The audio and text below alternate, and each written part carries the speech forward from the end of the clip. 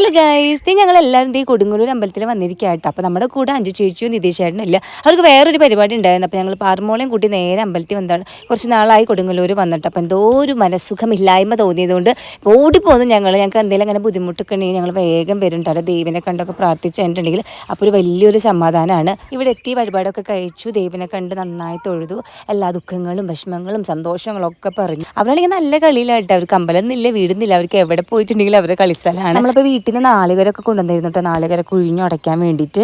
അമ്പലത്തിൽ നിന്ന് തൊഴുത് ഇറങ്ങിക്കഴിയുമ്പോഴേക്കും നമ്മുടെ പാറക്കുട്ടിനെ വിശക്കാൻ തുടങ്ങിയിട്ട്, പാറക്കുട്ടിനെ പുറത്ത് പോയിട്ടുണ്ടെങ്കിൽ എപ്പോഴും വിശപ്പാണ്, എന്തെങ്കിലും വാങ്ങിച്ച് തയോ വിശക്കണേന്ന് പറഞ്ഞിട്ട് ഞങ്ങൾ വെജ് ഹോട്ടലിൽ കയറിയിട്ട് മസാല ദോശ കഴിക്കാൻ വിചാരിച്ചു. ഞങ്ങൾ കൊടുങ്ങല്ലൂർ അമ്പലത്തിൽ വരുമ്പോൾ എപ്പോഴും കയറി ഹോട്ടൽ കേട്ടോ, ഷേണായി ഹോട്ടൽ.